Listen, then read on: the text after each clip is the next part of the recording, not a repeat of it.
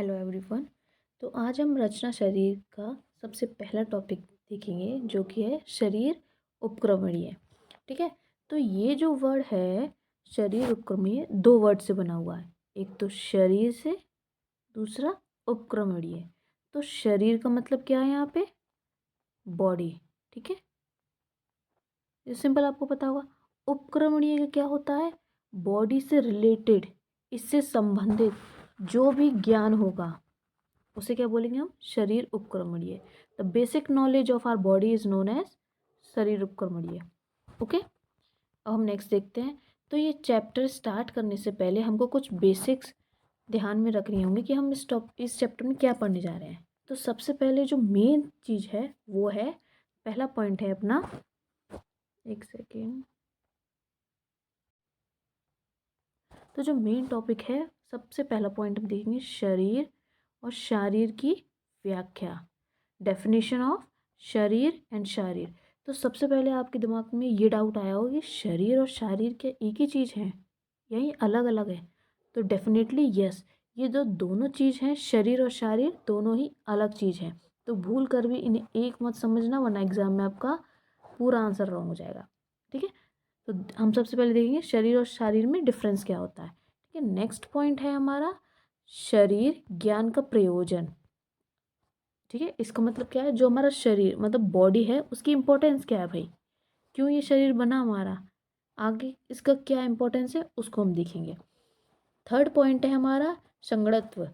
ठीक है, six reason of body. तो हम आगे इस चैप्टर में पढ़ेंगे कि जो हमारी बॉडी है, जो हमारा शरीर है, उसको 6 रीजन में बांटा गया है। अब वो डिवीज़न कैसे है वो हम फर्दर स्टडी करेंगे। नेक्स्ट देखते हैं हम एनाटॉमी क्लासिफिकेशन, मतलब शरीर शास्त्र का विभाग। वो आगे देखेंगे, समझ में आएगा आपको। फिर देखेंगे सब डिवीजन ऑफ एनाटमी। ठीक है, एनाटमी के अंग प्रत्यंग विभाग क्या क्या दे रखे हैं वो देखेंगे। फिर एंड में जाके भाई हम देखेंगे मृत शरीर का मृत शरीर का शोधन और संरक्षण। शोधन मतलब डिटॉक्सिफिकेशन कैसे करना, संरक्षण मतलब प्रिजर्व कैसे करना है उसको। ठीक है, अब हम चलते हैं अपने पहले पॉइंट पे, जो था शरीर रचना की परिभाषा। अब बेसिक तो सबसे पहले पढ़ना पड़ेगा, उसके बाद हम फर्दर चैप्टर को देखेंगे। तो हम डेफिनेशन देखते हैं। जिस शास्त्र में शरीर के अंग प्रत्यंगों की रचना का अध्ययन किया जाता है उसे शरीर रचना कहते हैं। Simple, the branch of science dealing with the structure of organism is known as रचना शरीर और द एनाटमी। तो वह शास्त्र मतलब जिस शास्त्र में अंग प्रत्यंग मतलब बॉडी पार्ट्स, अंग प्रत्यंग क्या बोला गया है यहाँ पे? बॉडी पार्ट्स जो हमारे उनको अंग प्रत्यंग बोलते हैं। कि रचना मतलब उनकी मतलब स्ट्रक्चर क्या है उनका, ठीक है, उसका अध्ययन करेंगे, मतलब उसका ज्ञान लेंगे, हम उसकी इंफॉर्मेशन कलेक्ट करेंगे। जिस शास्त्र में ये सब मिलता है उसे क्या बोलते हैं? रचना शरीर और शरीर रचना। समझ में आ गया? ये हमारी फिर मॉडर्न में डेफिनेशन दे रखी है नीचे, जो कि हमने देखी थी। The branch of science dealing with the structure of organism is known as रचना शरीर और द एनाटमी। अब हम फर्दर इसको देखते हैं। तो अब आता है हमारा शरीर उपक्रम, जो कि मैं आपको पहले ही बता चुकी थी। दो वर्ड से बना हुआ शरीर एंड उपक्रम। तो शरीर से संबंधित संपूर्ण विवरण और उत्पत्ति या स्थिति, निर्माण, इन सब का जिस चीज़ में ज्ञान होता है उसको क्या बोलते हैं? शरीर उपक्रमीय। ओके, सिंपल सा है, जिसमें हमें शरीर मतलब बॉडी से रिलेटेड नॉलेज मिले, संपूर्ण विवरण मिले, उसकी उत्पत्ति, उसका और ओरिजिन कैसे हुआ है, इंसिजन कैसे हुआ है मसल्स का, हम ये आगे चल के पढ़ेंगे। उसकी स्थिति क्या है, उसकी पोजीशन क्या है, कहाँ पे लोकेट हो रहा है। ठीक है, और निर्माण किससे बनता है, कैसे बनता है, कौन से मंथ में बनता है, कब पूरा कंप्लीट उसका जो निर्माण होता है कितने मंथ में पूरा हो जाता है, वो सारा कुछ हम रचना शरीर और एनाटमी में ही पढ़ेंगे। ठीक है, अब हम आगे चलते हैं। सिंपल सिंपल डेफिनेशन है, बस इनको समझना है, रटना नहीं है। ओके, फिर नेक्स्ट हम देखते हैं, एक क्वेश्चन है सिंपल सा, जो कि हम डाल सकते हैं एग्जाम में। अगर डालेंगे तो फिर अच्छे मार्क मिलेंगे हमको, हमारा जो इम्प्रेशन है वो अच्छा लगेगा। ठीक है, वाई वी स्टडी एनाटमी, रचना शरीर। भाई हम क्यों पढ़ते हैं हमारा पहला चैप्टर चल रहा है शरीर उपक्रमणीय, तो दिमाग में ये क्वेश्चन तो आया ही होगा बहुत बच्चों के कि हम क्यों पढ़ रहे हैं रचना शरीर, भाई मतलब क्या है। ठीक है, तो अब देखते हैं इसका answer. Because for treating disease complete knowledge of structure and function of the body is needed. भाई जब तक हम एनाटमी मतलब उसकी स्थिति, उसका निर्माण, उसका संबंधित उसका ज्ञान नहीं लेंगे हम बॉडी का, तो भाई उसका ट्रीटमेंट कैसे कर पाएंगे उससे रिलेटेड डिसीज़ का।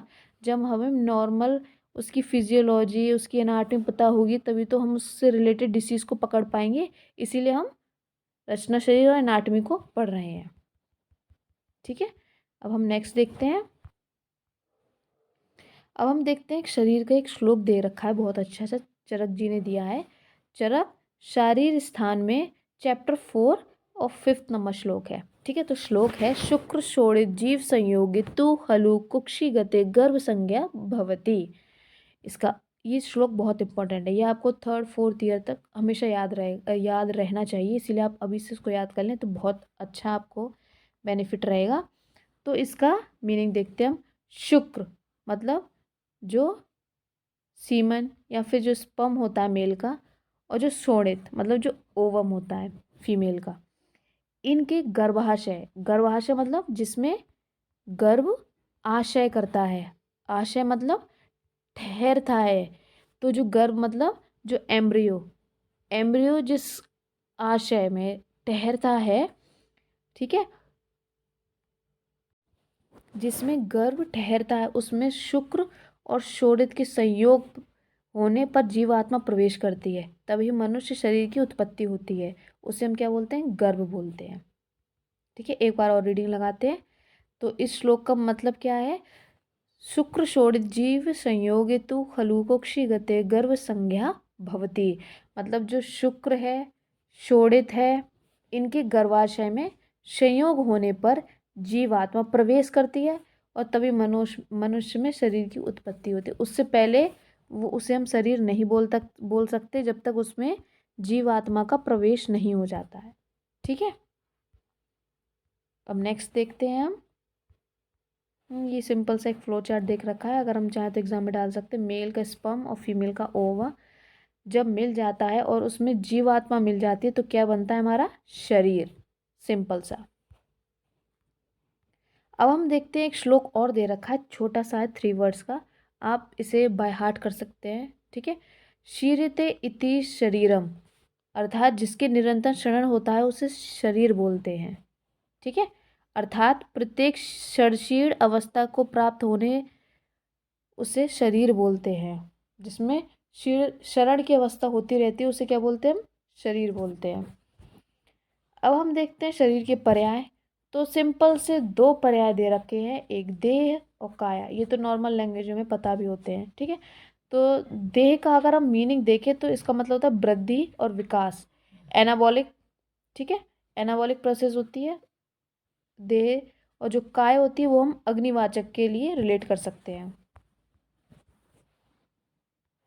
अब हम देखते हैं जो तृतीय मास होता है मतलब गेस्टेशनल पीरियड होता है, जब गर्भ हमारी माता के गर्भाशय में होता है, तो जो तृतीय मास होता है उसमें उसे हम गर्भ कहते हैं। और जैसे चौथा मास होता है जब उसमें जीव आत्मा प्रवेश कर जाती है तो उसे हम शरीर बोलते हैं। क्रिया शरीर की दृष्टि से सप्त धातु, त्रिदोष, 13 अग्नियां के समावस्था में कार्यकारी समूह को ही शरीर कहते हैं। ये क्रिया शरीर की दृष्टि से है, अकॉर्डिंग टू क्रिया शरीर और द फिजियोलॉजी। जब सप्त धातु, त्रिदोष और 13 अग्नि मिल जाती है, समावस्था में होती है, तब हम उसको शरीर बोल सकते हैं। ओके, अब एक नेक्स्ट श्लोक है। तत्र शरीरम नाम चेतना अधिष्ठान भूतम पंचभूत विकार समुद्दानम आयत्म सम योगवाही। ये भी चरक शारीर स्थान चैप्टर नंबर 6 और श्लोक नंबर 4 है, रेफरेंस है ये इसका। तो इसका अर्थ क्या है, चेतना अर्थात आत्मा का आश्रयभूत और पंचमहाभूत के समाविष्ट रूप का नाम ही शरीर है। जब आत्मा होगी उसका आश्रयभूत होगा और पंच महाभूत होंगे। कौन कौन से, पृथ्वी, अग्नि, जल, वायु और आकाश। ये जब पंच महाभूत होंगे तभी जाके शरीर उत्पन्न होगा। और यह शरीर को क्या बोला है, समयोगवाही। ठीक है, ये याद रखना। तीन दोष, सात धातु, तीमल, इनके समावेश से ही यह गति होता है। अब एक श्लोक और दे रखा है जो कि है सुश्रुत सारी स्थान, चैप्टर नंबर 5 श्लोक नंबर 2। ये काफ़ी अच्छा, मतलब ये समझिए पूरे चैप्टर का ये सबसे अच्छा श्लोक है। ये डाल दीजिए, अच्छे अच्छे नंबर आपको मिल जाएंगे। वो तो छोटे छोटे थे, ये दिख बड़ा रहा है लेकिन इजी बहुत है याद करने में। तो श्लोक पढ़ते हैं। शुक्र शोणित गर्भाशय स्थम, आत्म प्रकृति विकार समूर्चित, गर्भ इति उच्यते, तम चेतना वसति, वायु विवर्जित, तेज अनेन पचति, इत्ता है पचति, आप क्लेदेति, पृथ्वी सहन्ति, आकाश विवर्ध्यानि एवं विवर्धति, सा यदा हस्तपात जीवा घ्राण कर्ण नितंब आदि भी रंगे रूपेत, तदा शरीर इति संज्ञा लभते। ठीक है, तो इस श्लोक का मीनिंग सिंपल सा ये दे रखा है। शुक्र और शोणित का गर्भाशय में संयोग होने पर उसमें आत्मा, 8 प्रकृतियां, 16 विकार, इन सब का संयोग होता है, तब इसे जाके हम गर्भ कहते हैं। इन समय से किसी का भी अभाव होगा तो हम उसे गर्भ की संज्ञा नहीं दे सकते हैं। ठीक है, यह गर्भ चेतना से युक्त होता है। गर्भ की वृद्धि के लिए वायु इसमें विभाजन मतलब सेपरेशन, सेगमेंटेशन का काम करती है। तेज जो अग्नि होती है वो पाचन, मेटाबॉलिक रिएक्शन या डाइजेशन का काम करती है। जो आप जल महाभूत है वो क्लीनता मतलब स्मूथनिंग या स्निग्धता के लिए आप जल उपयोग होता है। जो पृथ्वी होता है, अब पृथ्वी हार्ड होती है तो स्ट्रेंथन मतलब मजबूत या स्ट्रांगनेस के लिए काम आएगा।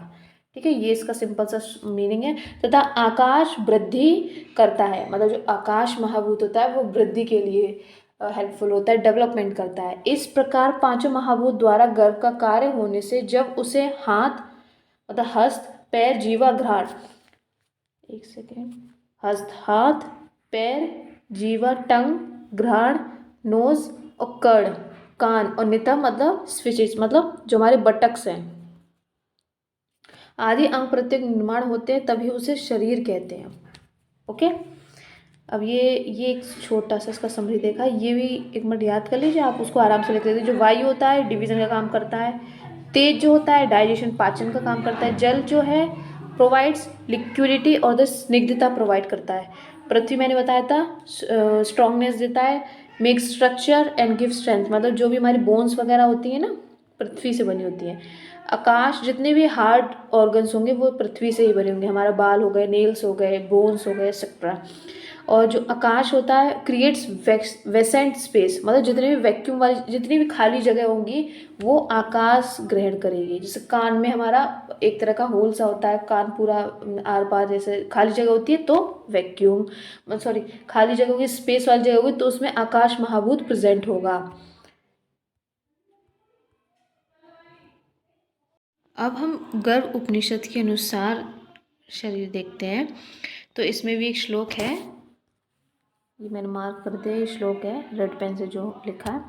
तो श्लोक है शरीरम इति कस्मात् अग्नियो हृदयत्ष्यन्ते ज्ञान अग्नि दर्शन अग्नि कोष्ठ अग्निर इति, तब कोष्ठ अग्नि नाम अशित पीत ले च ओष्यम पचति, दर्शन अग्नि रूपाणाम दर्शन करोति, ज्ञान अग्नि शुभ अशुभ च कर्म करोति। गर्भ उपनिषद के अनुसार है, रेफरेंस है ये। तो अगर हम इसका मीनिंग देखें तो मानव देह को चेतना अवस्था में शरीर इसीलिए कहा जाता है क्योंकि इसमें ज्ञान अग्नि, दर्शन अग्नि, कोष्ठ अग्नि, ये 3 प्रकार की अग्नि निरंतर गतिशील रहती है। ठीक है, शरीर क्यों बोलते हैं क्योंकि इसमें ज्ञान अग्नि होती है, दर्शन अग्नि होती है, कोष्ठ अग्नि होती है, 3 प्रकार की अग्नि होती हैं। ठीक है, अब हम इसको एक एक करके देखेंगे। तो सबसे पहले हम देखते हैं ज्ञान अग्नि। ठीक है, ज्ञान अग्नि शरीर के लिए शुभ अशुभ कार्य करने कर्म इसी अग्नि द्वारा होते हैं। शुभ अशुभ बोले तो हमारे लिए क्या अच्छा है क्या बुरा है, व्हाट इज़ पॉजिटिव और what is negative for us, ये डिसाइड करने के लिए हमारे क्या काम करता है ज्ञान अग्नि। अब हम देखें दर्शन अग्नि, तो यह दर्शन का कार्य करती है। आयुर्वेद में इसे ही आलोचक पित्त कहते हैं। तो पित्त हमारे 5 प्रकार के होते हैं।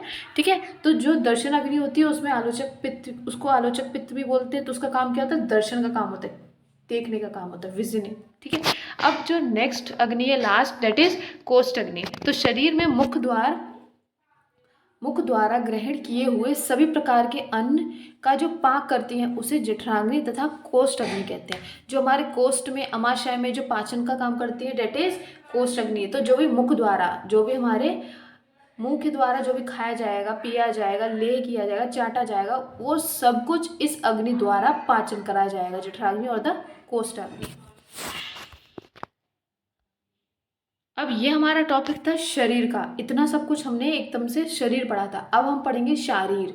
ठीक है। शरीरम चित्तेते सर्वदेव मानुष संपदा सर्वएव यस्ति माचित्त शिरा स्नानम उच्यते। तो इसका अर्थ क्या है? सभी संभव उपायों द्वारा देव संपद, पर आत्मा आदि मनुष्य संपद या पुरुषार्थ आदि दोनों विषयों के लिए सभी प्राणी मात्र शरीर के विषय में विचार करते हैं। इस कारण इस स्थान का नाम शारीर रखा गया है। इस स्थान में शरीर की जन्म और मृत्यु का भली प्रकार वर्णन किया जाता है, अतः यह शरीर स्थान कहलाया जाता है। यह अष्टांग हृदय अनुसार है। उसकी व्युत्पत्ति देखें तो हम शरीर प्लस अर्ध से हमारा बनता है शारीर। धातु और ये प्रत्यय हो गए हमारे। शरीर से संबंधित शारीरिक एवं दैहिक ज्ञान करने वाला। अब हम सिंपल इसकी परिभाषा देखते हैं। डायरेक्ट इतना सब कुछ नहीं है इंपॉर्टेंट, वो सब समझने के लिए होता है। शरीर विज्ञान के रचना एवं क्रिया संबंधित विषयों का विवरण जिस शास्त्र में प्राप्त होता है उसे शारीर कहते हैं। शरीर विज्ञान रचना एवं क्रिया संबंधित, उसकी स्ट्रक्चर हो गई, उसके फंक्शन हो गए, जिस उनके विषय में बारे के बारे में जिसमें हमें ज्ञान मिलता है उसे क्या बोलते हैं? शारीर। ठीक है। शारीर का अर्थ होता है आत्मा। शरीरम अस्य अस्ति इति शरीरी। अतः पंचमहाभूत और आत्मा, इनका समुदाय ही पुरुष कहलाता है। इसे हम कर्म पुरुष कहते हैं। यही पुरुष चिकित्सा करने के लिए योग्य माना है। ठीक है। अब हमारा नेक्स्ट आ जाएगा जो हेडिंग है शरीर की संगठता। मैंने स्टार्टिंग में आपको हेडिंग्स में बताया जो हमारी बॉडी है, जो हमारा शरीर है, वो 6 भागों में डिवीजन हो रखा है। ठीक है। तो शरीर को अनेक छोटे बड़े विभाग कार्य करते हैं। इस संपूर्ण शरीर को 6 भागों में विभाजित किया गया है। इसी कारण प्राचीन आचार्यों ने इसे षडंग कहा गया है। षडंग मतलब 6 अंग। तो अब हम आचार्य अनुसार देखें तो सबसे पहले हम देखते हैं अपने चरक जी को। तो आचार्य चरक जी एक श्लोक बोलते हैं, तत्रयं शरीरस्य अंग विभाग तद्यथा द्वौ वाही दो बाहु दो शक्तिनी शिरोग्रीवा अंतरादि इति षडंगमन। ये हमारे चरक बोलते हैं 2 बाहें मतलब 2 हाथ, 2 पाँव, एक शिर ग्रीवा और एक मध्य शरीर मतलब ट्रंक रीजन होता है। ये हमारे आचार्य चरक ने हमारा डिवीजन किया हमारी पूरी बॉडी का षडंग में। अब देखते हैं हम सुश्रुत की। अब आचार्य की बात हुई, आचार्य चरक की बात हुई है, तो सुश्रुत कहाँ रह जाएंगे? सुश्रुत को भी लेते हैं। तो सुश्रुत जी भी एक श्लोक लिखते हैं। तो सुश्रुत का श्लोक है, तच्च षडंग शाखास्त्रो मध्यम पंचमम षष्ठम शिर इति। शरीर 6 अंग वाला है। इस जैसे शाखाएं 4 हो गई हमारी। ठीक है। 4 एक्सट्रीमिटीज, एक अपर और एक लोअर, 4 हो गई। 5वां मध्य हो गया हमारा शरीर और 6ठा हमारा सिर हो गया। ठीक है। अब शाखाएं देखें हम। शरीर की अनेक चेष्टाएं जैसे उठना, बैठना, चलना, दौड़ना, आदान और गमन आदि सभी कर्म इन्हीं 4 शाखाओं द्वारा होती है। तो हमें सिंपल सा पता है कि हाथ पैरों के द्वारा ही हमारा मूवमेंट होना होता है। अतः इन्हें कर्म इंद्रियों के अंतर्गत लिया गया है। आधुनिक वैज्ञानिक दृष्टिकोण से इन्हें अपर और लोअर लिम्ब या एक्सट्रीमिटीज कहा जाता है। ओके। अब मध्य शरीर, हम अपने ट्रंक रीजन की बात करें तो रक्त संचार, श्वास क्रिया, मूत्र निर्माण एवं पाचक आदि अनेक क्रियाओं को संपादन करने वाले सभी आशयों का आधार मध्य शरीर है। जिस प्रकार यह मध्य शरीर सिर एवं सभी शाखाओं द्वारा का आधार होने से इसे ट्रंक कहा जाता है। अब हम नेक रीजन ये हेड और नेक रीजन देखते हैं। सिर प्रदेश को यह सभी प्रकार के आभ्यंतर एवं बाह्य क्रियाओं के आधार भूमि है। श्वास, अन्नद्वार, मुखमंडल, संज्ञावाहक और चेष्टावाहक सभी नाड़ियों और ज्ञान इंद्रियों का अधिष्ठान सिर है। यही मस्तिष्क का आधार है एवं ज्ञान का स्थान होने से इसे सर्वोत्तम माना गया है। सिर और नेक को क्या माना गया है? सर्वोत्तम। ये लाइन आपको जरूर ऐड करनी है, 5 स्टार लगा लेना। ग्रीवा भाग का अंतर्भाग इसी में किया गया है। अब अंग प्रत्यंग का विभाग हम देखते हैं, ठीक है। सर्वभूत चिंता शरीर उपक्रम, इस चर अपचर विषय के सभी पदार्थों की उत्पत्ति का विषय वर्णन किया गया है। अव्यक्त या प्रकृति का पुरुष के साथ संपर्क होने के बाद व्यक्त रूप में आने वाले सभी तत्वों का विशेष वर्णन किया है। इसे थ्योरी ऑफ क्रिएशन भी कहा जाता है, ठीक है। नेक्स्ट है हमारा शुक्र शोणित शुद्धि शरीरम। सृष्टि उत्पत्ति क्रम के बाद इस अध्याय में जीव उत्पत्ति के सिद्धांतों का प्रतिपादन किया गया है। शुक्र शोणित के संयोग से मनुष्य की उत्पत्ति होती है। इसमें शुद्ध शुक्र शोणित के स्वरूप का वर्णन, दोष एवं उनके निराकरण तथा गर्भाधान क्रिया का वर्णन होता है, जिसे हम बोलते हैं थ्योरी ऑफ रिप्रोडक्शन, जो कि हम 10th क्लास से पढ़ते आ रहे हैं। अब थर्ड वन है गर्भाक्रांति शारीरम। शुक्र शोणित संयोग पश्चात उसकी 9 माह तक, मतलब पूरा गेस्टेशनल पीरियड 9 माह तक जो मासानुमासिक वृद्धि होती है, उसका इस अध्याय में वर्णन किया गया है। तो डेवलपमेंट ऑफ फीटस इसमें आ जाएगा, जिसे हम बोलते हैं एम्ब्रियोलॉजी आधुनिक दृष्टि से। ओके, अब फोर्थ देखते हैं, तो गर्भ व्याकरण उपक्रम शारीर। तो पिछले अध्याय में गर्भ की वृद्धि क्रम का वर्णन बताकर इस अध्याय में गर्भ के अंगों का विस्तार में वर्णन किया गया है। व्याकरण का अर्थ विस्तार होता है। अब संख्या व्याकरण शरीरम देखें। संख्या व्याकरण शारीरम में देखेंगे, इस अध्याय में गर्भ के अंग प्रत्यंगों की संख्या का विवरण विस्तार में वर्णन किया गया है। इसी अध्याय में षडंग शरीर का भी विस्तार से वर्णन हुआ है। इसे एनाटॉमी ऑफ द बॉडी कह सकते हैं। इसमें अस्थि संधि एवं पेशियों की रचना, अस्थि संधि एवं पेशियों की रचना, काय का भी विस्तार में वर्णन किया गया है। ओके, अब हम देखते हैं मर्म निर्देश शारीरम। इस अध्याय में जीव स्थानों वर्णन किया गया है। इस अध्याय आयुर्वेदीय शरीर का विशेष भाग है। इसे हम वाइटल पार्ट्स कह सकते हैं। मर्म को क्या बोलते हैं हम? Vital parts of the body. Okay, जहाँ पर आघात होने पर तुरंत मृत्यु हो सकती है इंसान की, इसीलिए मर्म की हमेशा रक्षा करनी चाहिए। इसमें आघात लगने से शीघ्र तथा कालांतर से मृत्यु होने का भय रहता है। अब मर्म की बात चलिए तो हम आपको बता दें 107 मर्म बताए गए हैं आयुर्वेद में, इसको याद रखना। आगे आप इस चैप्टर में पढ़ेंगे इस सिलेबस में। अब शिराव वर्णन विभक्ति शारीरम पढ़ते हैं। इस अध्याय में शिराव का पूर्ण वर्णन किया गया है। इसकी रचना एवं क्रिया संबंधी सभी प्रकार का विवरण दिया गया है। इसे एंजियोलॉजी बोलते हैं।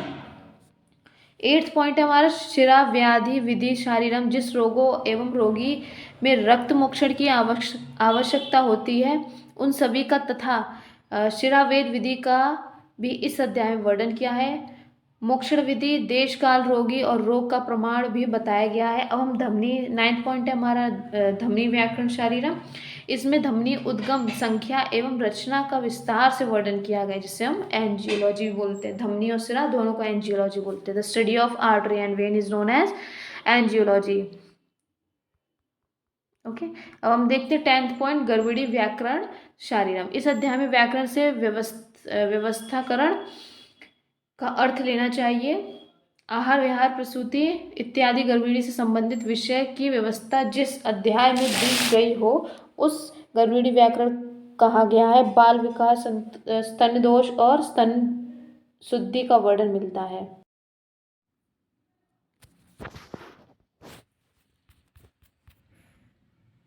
अब तक हमने देखा था अंग प्रत्यंग का विभाजन, उनका डिवीजन देखा था। अब हम शरीर शास्त्र का विभाग देखेंगे, ठीक है। तो जो शरीर से रिलेटेड जो 2 शास्त्र हैं, वो है एक रचना शरीर और दूसरा है क्रिया शरीर, ठीक है। ये एनाटमी है और ये फिजियोलॉजी है। ओके, अब हम इसका वर्णन आगे देखते हैं। श्लोक दे रखे हैं इसमें, रचना प्रतिपादकम शारीरम रचना शारीरम, ये इसका श्लोक एक लाइन का। जिस विज्ञान के अंतर्गत शरीर के अवयवों की रचना के संबंध में ज्ञान का अध्ययन किया है, उसे रचना शरीर या एनाटमी कहा जाता है। इसमें देखते हैं किस चीज़ का हम स्टडी करते हैं, अस्थि का, सिरा का, धमनी का, मांसपेशियों का, हृदय का आदि अवयवों की स्थिति, स्वरूप, किस अंग के साथ किस अवयव का प्रत्यंग की समीपता है, ये सब देखते हैं, ठीक है। अब हम दूसरा शास्त्र देख रहे हैं जो कि हमारा क्रिया शरीर मतलब फिजियोलॉजी। तो इसका श्लोक है, क्रिया प्रतिपादकम शारीरम क्रिया शरीरम। शरीर के विभिन्न अंग प्रत्यंग और अवयवों की क्रिया का ज्ञान करने वाले विज्ञान क्रिया शरीर कहलाता है और फिजियोलॉजी कहलाता है। इसमें हम लंग्स हो गए, हमारे हृदय, हार्ट हो गया, अमाशय हो गए, इनके कार्य, इनकी फंक्शनिंग की डिटेल्स पढ़ते हैं। ठीक है, अब हमने ये दो तरह के देख लिए, एक तो शरीर शास्त्र के विज्ञान विभाग देख लिए, अंग प्रत्यंग का देख लिए। अब अध्ययन की दृष्टि से हम शरीर का विभाग देखते हैं। तो सबसे पहला पॉइंट है अविनिवृत्ति शारीरम, मतलब डेवलपमेंटल एनाटमी। तो इसके भी दो सब डिवीजन हो रखे हैं। तो दो सब डिवीजन है, धातुभेद शारीरम मतलब कंपोनेंटल एनाटमी, और गर्भावक्रांति शारीरम मतलब एम्ब्रियोलॉजी। ओके, नेक्स्ट जो पॉइंट है वो हमारा है विचय शारीरम मतलब जनरल एंड ग्रॉस एनाटमी। अंग विभाग शारीरम मतलब टोपोलॉजी। संख्या शारीरम मतलब सिस्टमैटिक। और फिर थर्ड वन है हमारा अंग विनिश्चय शारीरम, रक्त शोधन शारीरम व प्रैक्टिकल एनाटमी। फिर फोर्थ है हमारा व्याकरण शारीरम, डिस्क्रिप्टिव एनाटमी जिसको बोलते हैं हम। उसमें सब डिवीजन है, में अस्थिव्यूह शारीरम, ऑस्टियोलॉजी। संधि का हो गया ऑर्थोलॉजी, स्नायु का हो गया सिंड्रोमोलॉजी, पेशी का हो गया मायोलॉजी, स्रोतों का हो गया ये ट्रैक्टोलॉजी, कोस्ट का हो गया स्पैंकोलॉजी, उत्तम अंग हो गया न्यूरोलॉजी और सेंसरी ऑर्गन। फिफ्थ पॉइंट है हमारा मर्म, जिसको हम सर्जिकल और अप्लाइड एनाटमी बोलते हैं। प्रमाण शारीरम मतलब मेट्रिकल एनाटमी, उसके दो हैं, अंगुली प्रमाण और अंजलि प्रमाण। ठीक है, फिर सेवेंथ हमारा दोष धातु मल शारीरम, फंक्शनिंग एनाटमी एंड और फिजियोलॉजी। फिर एट्थ हमारा क्रिया विज्ञानीय शारीरम, मॉर्बिड एनाटमी। अब हम विभाजन देखते हैं हम इसका आधुनिक मत अनुसार, अध्ययन अनुसार शरीर के विभाग। तो इसमें काफ़ी तरह के हमारे विभाग और डिवीज़न दे रखे हैं। अगर ये आप सारे पॉइंट एग्जाम में डालते हैं तो काफ़ी अच्छा आपको मार्क मिलेगा। ठीक है, तो जो आधुनिक के अनुसार है स्वच्छेदन द्वारा मतलब बाय डायसेक्शन, या सैद्धांतिक मतलब बाय थ्योरी। तो स्वच्छेदन द्वारा क्या होगा, ऊर्ध्व और अर्ध शाखा मतलब अपर और लोअर एक्सट्रीमिटीज का। फिर वक्ष मतलब थोरैक्स, उदर हो गया एब्डोमेन, ग्रीवा मतलब नेक, सिर हो गया हेड, और अवयव मतलब भाग्य से ऑर्गन। सैद्धांतिक दृष्टि से देखें तो सांस्थानिक शारीर मतलब सिस्टमैटिक एनाटमी की, रेस्पिरेटरी सिस्टम हो गया, एक्सक्रीटरी सिस्टम हो गया, डाइजेस्टिव सिस्टम हो गया, ये सब।